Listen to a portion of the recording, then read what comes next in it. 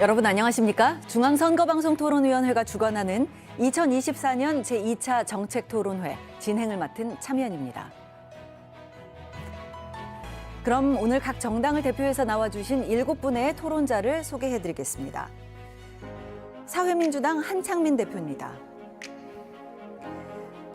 기본소득당 신지혜 최고위원입니다. 신지혜입니다. 개혁신당 김성열 수석대변인입니다. 조국혁신당 유대영 혁신정책연구원 정책부원장입니다. 더불어민주당 이용우 법률위원장입니다. 안녕하세요. 국민의힘 김대식 국회의원입니다. 안녕하십니까, 김대식입니다. 진보당 전종덕 원내부대표입니다. 진보당 전정덕입니다. 토론자의 좌석과 발언 순서는 모두 사전 추첨을 통해서 결정됐음을 알려드립니다. 얼마 전 트럼프 전 미국 대통령이 재선에 성공하면서 우리나라 관계부처가 대응에 나섰습니다. 경제 불확실성이 커진다는 우려 때문인데요. 국내 경제 상황도 어렵긴 마찬가지입니다. 그래서 오늘은 각 당의 토론자와 경제 분야에 대한 토론 진행해 보겠습니다. 총 2개의 주제로 토론하는데요. 주제별로 사회자 공통 질문에 답변하고 첫 번째 주제는 시간 총량제 토론, 두 번째 주제는 주도권 토론을 이어갑니다. 마지막으로 각 당의 마무리 발언으로 오늘 토론회는 끝이 납니다. 주어진 발언 시간이 끝나면 마이크가 자동으로 꺼진다는 점 유념해 주시고요. 국민 여러분이 지켜보고 계시는 토론회인 만큼 상호 비방이 아닌 각 당의 정책을 중심으로 열띤 토론 펼쳐주시길 바랍니다. 그럼 본격적으로 토론을 시작하겠습니다. 첫 번째 주제는 미 대선 이후 우리나라 경제정책은입니다. 먼저 사회자 공통질문 드리겠습니다. 재선에 성공한 트럼프 당선인이 예상대로 강력한 자국 우선주의, 보호무역주의를 천명함에 따라 국내 증시와 환율이 연일 요동치고 있습니다. 보조금이나 관세, 재정정책이 공약대로 실행될 경우에 대외 의존도가 높은 우리에게는 득보다 실이 많다는 분석이 우세한 가운데 특히 강력한 대중 견제 정책도 글로벌 불확실성을 키우고 있습니다. 트럼프 2기 출범에 따른 우리의 경제 전략 어떻게 해야 할지 각 당의 입장 들어보겠습니다. 트럼프 2기 미국 우선주의는 한국 경제에 강한 통상 압력으로 작용될 것입니다. 인플레이션 감축법, 칩스법 폐지 축소, 관세 인상은 우리 한국 기업들에게도 직접적 피해뿐만 아니라 대중 수출에도 심각한 영향을 끼칠 것입니다. 대외 정책의 전면적 기조 변화가 필요합니다. 미국 유권자들은 경제와 일자리를 중요하게 받고 트럼프를 선택했습니다. 보호무역주의 그리고 미국 우선주의는 더 확대될 것입니다. 우리 정부도 경제든 외교 안보든 철저히 국익을 중심으로 대응해야 합니다. 대미뿐만 아니라 대중, 대러 관계도 확대해야 합니다. 4차 산업혁명 시대에 우리에게 강점이 있는 첨단 기술을 집중 투자해서 산업 자립화를 주도해야 합니다. 수출 중심에서 내수 강화로 국내 투자하고 그리고 민생 일자리를 우선해야 합니다. 네, 각 당의 답변 들어봤습니다. 모두 좀 큰 변화 있을 것이라는 점에 있어서 같은 의견이었는데요. 해석과 대응책은 각각인 듯합니다. 이제 시간 총량제 토론으로 이어가겠습니다. 각 토론자에게 발언할 수 있는 6분의 총량 시간을 드립니다. 한 번 발언할 때 되도록 2분을 넘지 않도록 해주시기 바랍니다. 발언하실 분은 손을 드시면 제가 발언권을 드리겠고요. 2분 이상이 동시에 손을 든 경우는 남은 시간 등을 고려해서 발언권을 드리도록 하겠습니다. 미국에서 기침만 해도 한국은 독감에 걸린다는 말처럼 트럼프가 당선되자마자 한국 경제가 출렁이고 있습니다. 주식시장은 폭락하고 환율은 1,400원대를 넘었습니다. 외국 투자자들이 빠져나가고 있는 것입니다. 트럼프 2기의 핵심은 미국 우선주의입니다. 우리 기업들이 바이든 때처럼 미국 현지 투자를 강화하면서 현행을 유지하는 방식으로 대응했다가는 그것은 미봉책일 뿐만 아니라 트럼프 2기에는 통하지도 않을 것입니다. 우리도 국익 우선, 주권 강화의 원칙 하에 위기를 기회로 바꿔야 합니다. 경제와 외교 안보를 분리해서 생각할 것이 아니라 국익 우선 관점에서 실리 외교, 실용 외교를 펼쳐야 합니다. 예를 들어서 트럼프 당선자는 한국을 돈 버는 기계라고 하면서 주한미군 주둔비를 지금보다 9배, 100억 달러를 받아야 된다. 이렇게 얘기했습니다. 이런 부당한 요구에 대해서 당당하게 노라고 말해야 합니다. 80년대까지는 주한미군 주둔비를 미국이 부담했습니다. 그런데 91년도 미국 경제가 어려워지자 우리에게 도와달라고 한 겁니다. 그래서 30년 동안 우리 정부가 부담했습니다. 이런 배려를 권리로 요구하고 있는 것입니다. 이제는 우리 경제도 어려우니 이제는 미국이 내라. 이렇게 당당하게 말할 수 있어야 합니다. 그 돈을 민생에 써야지요. 경제도 외교 안보도 오직 국익에 도움이 될 때 가치 동맹도 의미가 있는 거 아니겠습니까? 이번에는 전종덕 진보당 원내부대표께 발언 기회 드리겠습니다. 트럼프의 보호무역 강화에 우리는 내수 강화로 대응해야 합니다. 경제가 뭡니까? 바로 민생입니다. 그런데 우리 민생이 지금 어떻습니까? 고환율, 고금리, 고물가로 올해 가구 실질소득이 7년 만에 최대 감소했습니다. 우리 국민들은 IMF보다 코로나보다 더 힘들다고 얘기하고 있습니다. 이러다가 제2의 IMF 사태가 오는 거 아니냐 이렇게 걱정하고 있습니다. 적극적인 재정 정책을 펴야 할 때입니다. 윤석열 정부도 후반기 국정과제로 양극화 타개를 얘기했습니다. 그러려면 확장 정책을 펴야 하는데요.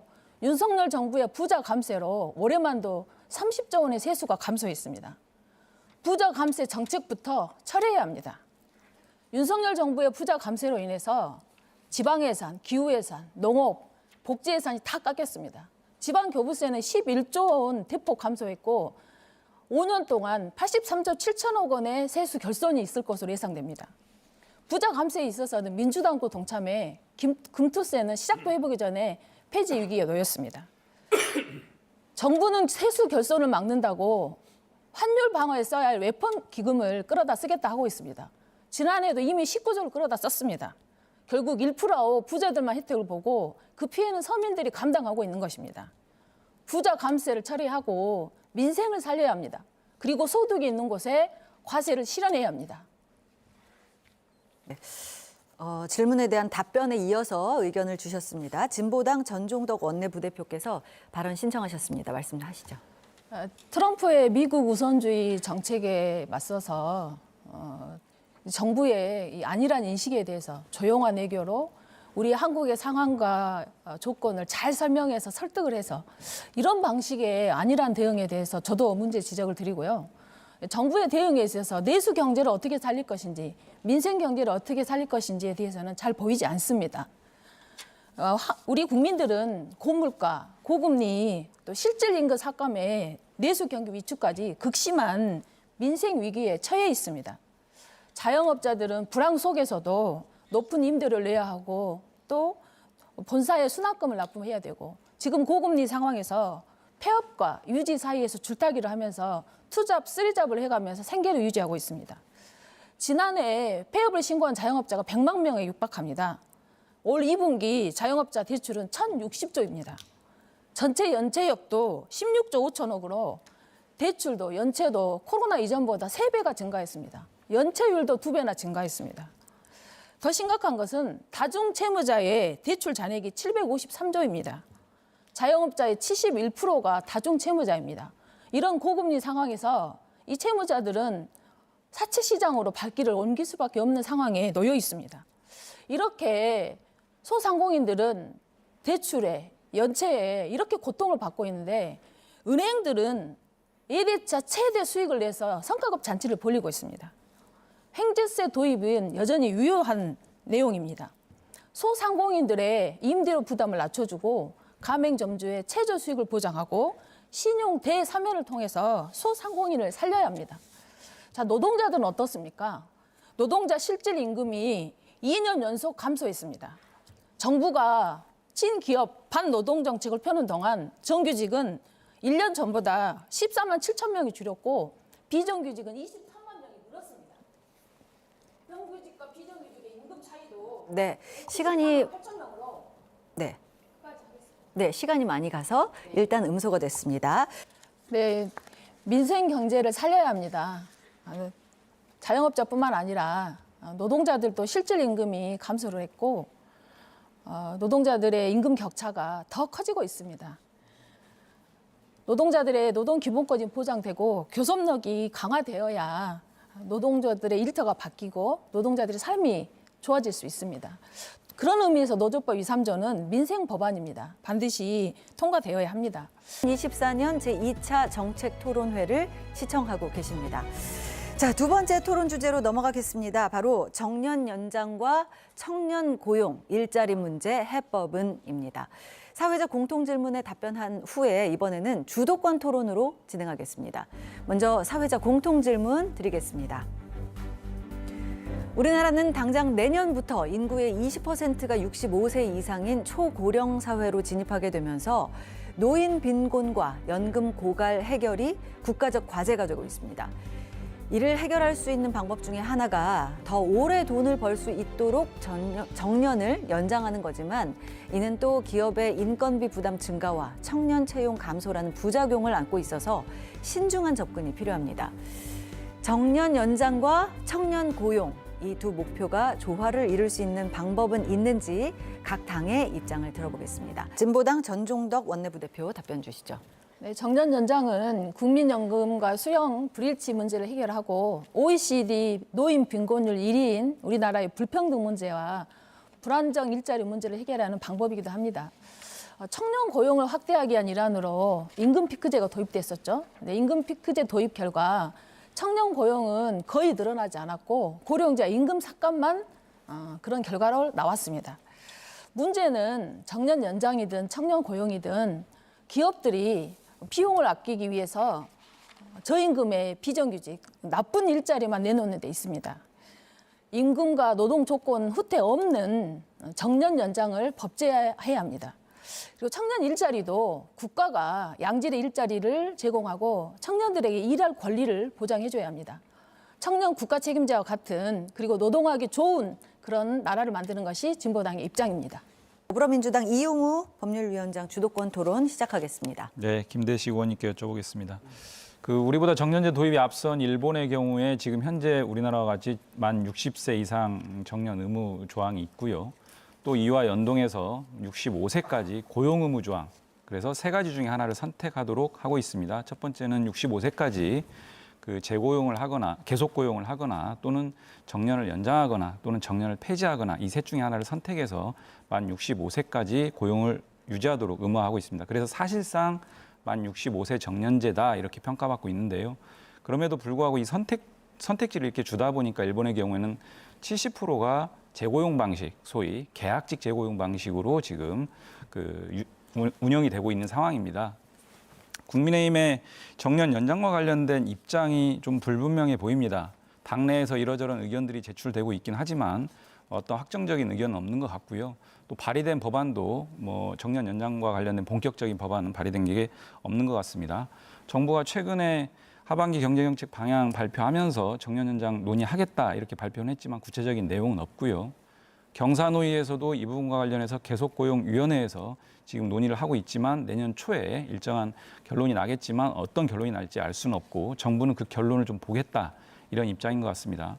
그래서 국민의힘 또는 정부의 정년 연장과 관련된 구체적인 입장이 무엇인지, 만약에 재고용이라고 하는 방식을 택한다라고 한다면 그것이 얼마만큼 실효적일지 실효성이 저는 의문을 제기하는데요. 이미 고령자 고용 촉진법상 재고용 방식, 정년 이후의 재고용 방식은 법에 들어와 있습니다. 별로 실효성이 없기 때문에 정년 연장을 논의하는 마당인데요. 정리하면 국민의힘이 가지는 정년 연장과 관련된 구체적인 방식, 입장, 그리고 재고용 방식이라고 한다면 그것이 얼마만큼 실효성이 있을지 짧게 답변 부탁드리겠습니다. 예, 아주 이용우 의원님 좋은 말씀 감사합니다.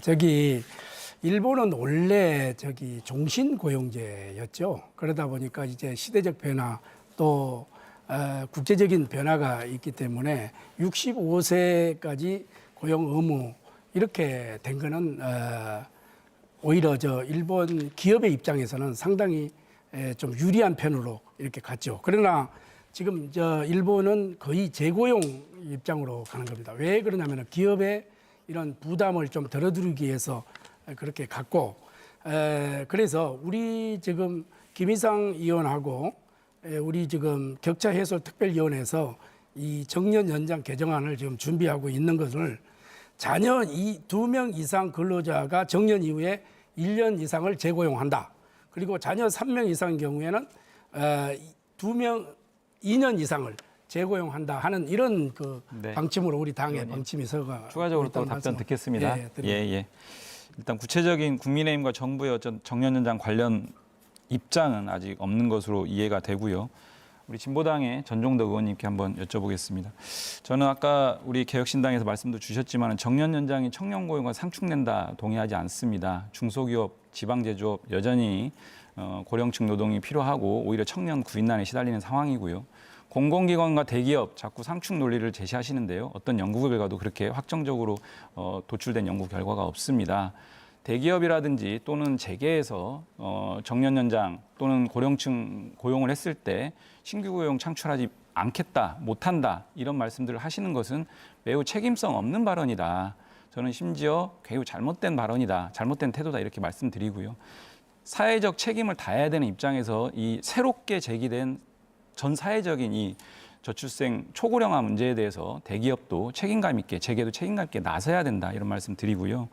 그래서 그런 차원에서 같이 해법을 모색한다라고 하면 정년 연장과 청년 고용이 함께 갈 수 있는 상생 방안 충분히 마련할 수 있다 이런 말씀 드리겠습니다.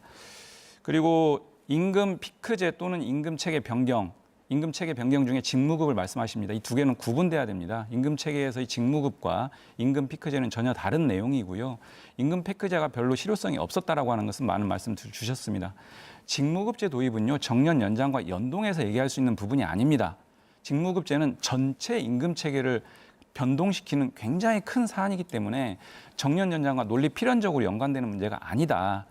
재계는 정년 연장 얘기를 통해서 차제의 직무급제라고 하는 임금 체계 변경을 꾀하려고 하는 건데 그건 적절하지 않다 이런 말씀 드리고요. 현행 법상 그리고 판례상 동일한 업무를 수행하는데 연령이 늘어났다는 이유만으로 임금 피크제든 임금 삭감을 한다라고 하는 것은 연령 차별로서 금지되고 있다 이런 말씀 드리면서 우리 아까 그 조국혁신당에서 말씀 주신 것처럼 이런 부분들에 대해서는 노동시간을 일정하게 노동자의 동의하에서 신중하게 노동시간 피크제와 관련된 논의는 해볼 수 있겠다.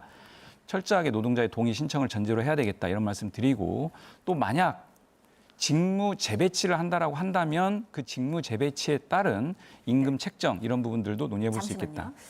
지금 한 분께만 질문을 드렸고 이런 말씀 드리면서요. 우리 지금 이런 부분들에 대한 그 의견을 우리 전종덕 의원님한테 한번 듣겠습니다. 답변 시간을 네, 이용호 의원님의 질문에 대해서 제가 추가로 설명하지 않아도 될 정도로 전적으로 동의한다 말씀드리고요.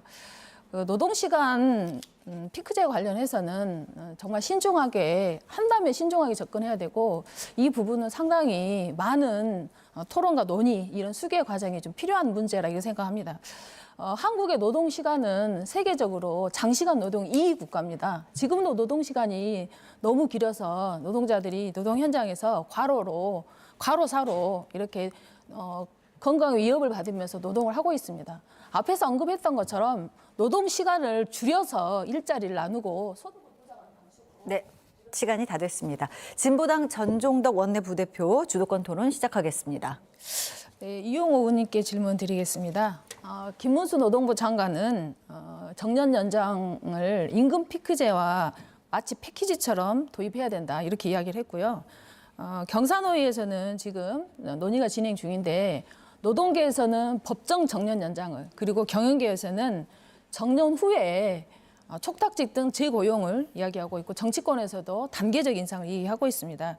앞에서도 여러 번 언급이 있었던 것처럼 박근혜 정부 때 임금 피크제를 청년 고용 확대를 위해서 도입을 했지만 354개 기관의 공공기관에서 다 도입을 했지만 청년 고용은 거의 미미했고 세대 간 갈라치기로 고령자 임금만 깎는 결과가 나왔습니다.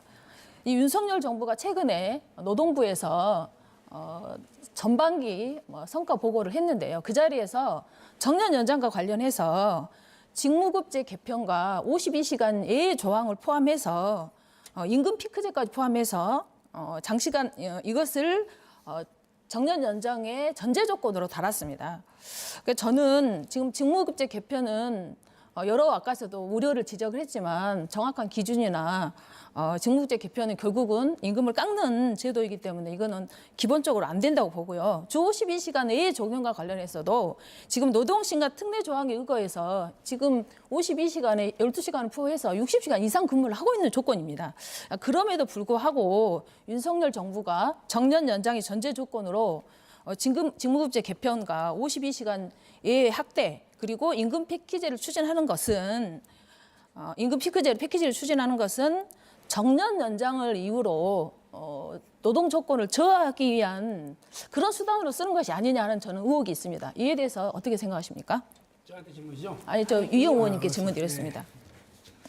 네, 전적으로 동의하고요. 아까도 말씀드린 것처럼 정년 연장과 논리 필연적으로 연동해서 얘기해야 될 이런 의제들이 전혀 아닙니다. 정년 연장을 기화로 해서 기존의 재계의 어떤 수건 과제들을 일가에 좀 해소해 보겠다 이런 차원에서 그 바터 형식으로 뭐 계속 요구하는 내용인 것 같고요. 저는 정년 연장 논의에서 가장 중요한 그런 지향점 중에 하나는 더 이상 고령층 노동이 주변부 노동이 아니다라고 하는 그런 인식을 전제로 해서 우리가 이런 정년 연장을 포함한 고령층 고용 촉진 방안을 논의해야 된다 이런 말씀드리겠습니다.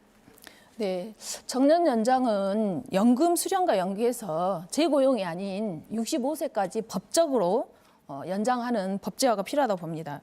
그 앞에서도 언급했지만 청년 일자리는 청년들은 한국고용노동정보원이 조사한 청년들의 조사에 따르면은 청년들의 양질의 일자리를 300만 원 이상 급여와 45시간 이하의 미만의 근로시간을 얘기했습니다. 청년들이 이야기하는 것처럼 청년 일자리 국가 책임제로 양질의 청년 일자리를 보장해줘야 된다고 생각합니다. 자, 두 번째 질문 김대식 의원님께 드리겠습니다. 저는 그 노동시장 이중구조 개선 없는 청년 정책은 빛 좋은 개살구에 불과하다고 생각합니다. 자, 노동하기 좋은 환경, 우리 청년들이 얘기한 것처럼 임금과 근로조건, 근로시간, 그리고 좋은 일자리를 창출해서 노동시간 이중구조를 개선해야 합니다. 그런데 윤석열 정부는 노동 정책을 거꾸로 가고 있습니다. 주 69시간제를 추진하다가 중단했고요. 최저임금도 찔끔 인상해서 생활을 하기 어려운 상황입니다. 또 노조법 2, 3조를 거부해서 철저히 노동 조건을 후퇴하는 방향으로 가고 있습니다. 청년 취업자가 18만 명이 줄었고 실업자가 증가했습니다. 지난달 쉬었음 청년이 41만 명으로 14%가 증가했습니다. 20대 청년 노동자 중에 340만 명인데 그중에 비정규직이 43%입니다. 아르바이트도 80만을 넘겨서 10년 전보다 2배가 늘었습니다. 그런 상황에서 윤석열 정부는 노동약자 보호, 노동약자 지원을 얘기하고 있는데요. 윤석열 정부가 펴고 있는 노동약자, 노동보호의 정책을 보면은 결국은 노동시간을 유연하고 임금 체계를 개편해서 이것은 고용 불안과 저임금을 고착하는 것인데요. 오히려 노동약자를 보호하는 것이 아니라 노동약자 보호 정책이 역행하는 정책이라고 생각합니다. 이거에 대해서 어떻게 생각하십니까? 예, 우리 전정덕 의원님 말씀하시는데 우리가 노동약자를 그거 하는 게 아니라 노동약자를 보호하는 차원으로 정책을 펼치고 있다 이런 말씀을 드리고요. 기업의 그 70%가 이제 퇴직 후에 재고용을 지금 원하고 있고, 그럼 또 정부 입장에서는 기업의 입장도 좀 고려를 좀 해야 되고 또 우리 노동자 입장을 또 고려를 해야 되지 않겠습니까? 고령자 고용기업 혜택 확대, 이런 뭐 생산성 등 이런 것을 전반적으로 이렇게 또 반영을 하고 임금 체계로도 개편이 또 선결돼서 청년 고용에 이축 없이 우리 경제 현실에 좀 정확한 답을 찾겠다는 것이 네. 정부의 방침이다. 네, 알겠습니다. 이런 말씀을 드립니다. 네네. 예. 자, 윤석열 정부는 노동약자를 보호한다고 하면서 취임하자마자부터 노동약자인 비정규직 특수고용 노동자인 건설 노동자 탄압하고 화물 노동자를 탄압했습니다.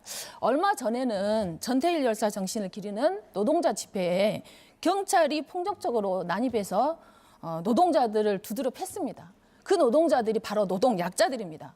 앞에서는 노동약자를 보호한다고 하면서 뒤에서는 폭력을 행사하고 있는 것입니다. 윤석열 정부가 말하는 노동약자는 어디에 있는 누구를 말하는 것입니까? 자, 노동약자들을 보호한다고 하고 양극화를 타게 한다고 하면서 정작 노동자를 탄압하고 있습니다. 정말 대부분이 청년 노동자인 이 노동약자인 청년 노동자들의 노동자들을 보호하고 양질의 네. 시간이 지났습니다. 마지막으로 오늘 토론회에서 미처 못다한 말씀이나 좀 강조하고 싶은 점들이 있으실 텐데요. 마무리 발언 기회 드리겠습니다. 발언 시간 40초씩 드릴 수 있을 것 같습니다. 먼저 개혁신당 김성렬 수석대변인부터 시작하시죠. 잠깐만, 이게 총 마무리인가요? 네네. 예, 이 마지막. 알겠습니다. 지금 대한민국 경제는 위기입니다. 안으로는 급속한 노령화와 저출산, 밖으로는 트럼프발 통상 압박과 북한의 도발에 노출되어 있습니다. 그야말로 사면초가 내후외환입니다. 트럼프 리스크 신중하게 대응해야 합니다. 그리고 정년 연장 반드시 해야만 합니다. 다만 청년 고용 먼저 고려해야 합니다. 정치가 역할을 해야 될 시점입니다. 그러나 이 중요한 시점에 거대 양당 정쟁만 일삼고 있습니다. 외교한답시고 골프만 하는 것처럼 한심하고 쓸모없는 일입니다. 개혁신당은 정쟁이 아닌 정책을 하겠습니다. 네, 조국혁신당 유대영 정책부원장 말씀하시죠. 한국 경제는 고환율, 고금리, 고물가의 어려움을 겪고 있습니다. 이런 가운데서 유일한 탈출구가 수출이었습니다. 그중에서 대미 수출이 대한민국을 먹여 살렸다고 해도 과언이 아닙니다. 그런데 여기에 비상이 걸렸습니다. 트럼프의 등장이죠. 우리는 이와 관련해가지고 철저한 혁산 준비와 위기 대응 체계를 구축해야 됩니다. 두 번째는 중장기적으로 대체 시장을 개발하고 공급망을 다양화해야 합니다. 그리고 세 번째는 가장 중요한데 이러한 시기에 가장 급한 거는 서민 경제를 활성화시키는 겁니다. 여기에 대한 정책을 집중해야 될 때 여야 이제 양당이 부자 감세에 네, 시간이 끝났습니다. 네, 더불어민주당 이용우 법률위원장 말씀 주시죠.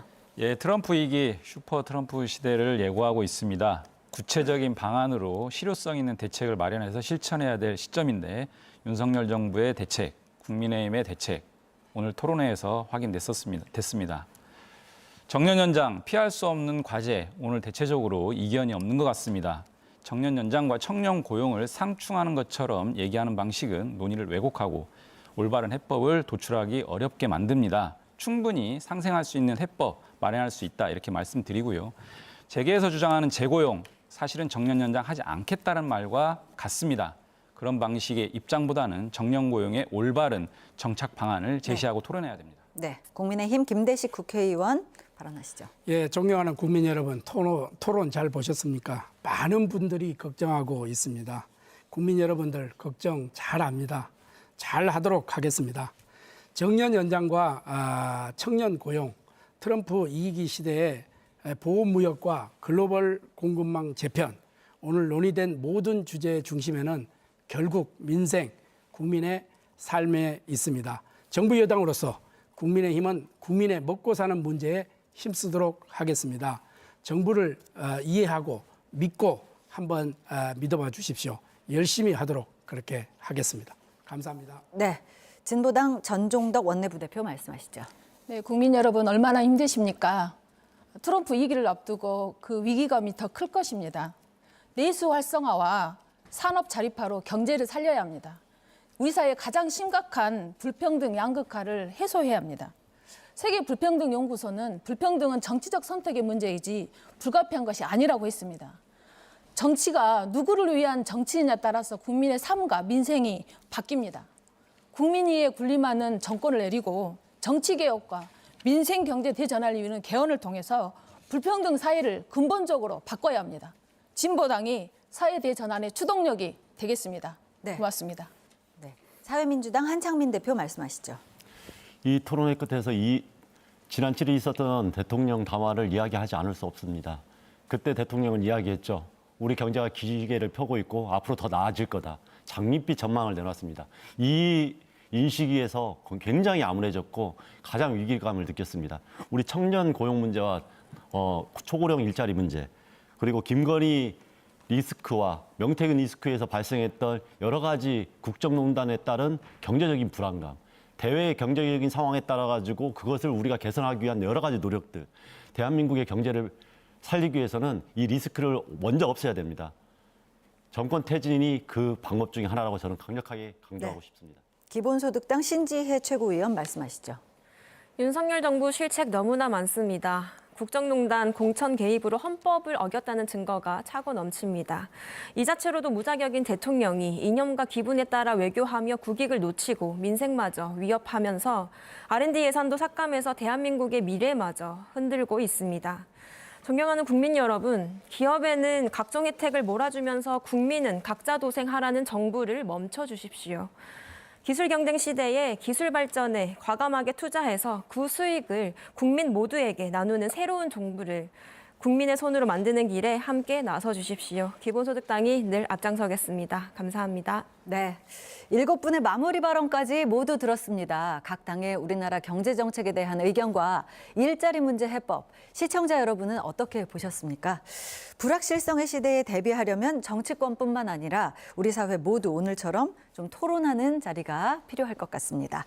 오늘 열띤 토론 벌여주신 7분 수고 많으셨습니다. 또 함께해 주신 시청자 여러분께도 감사드립니다.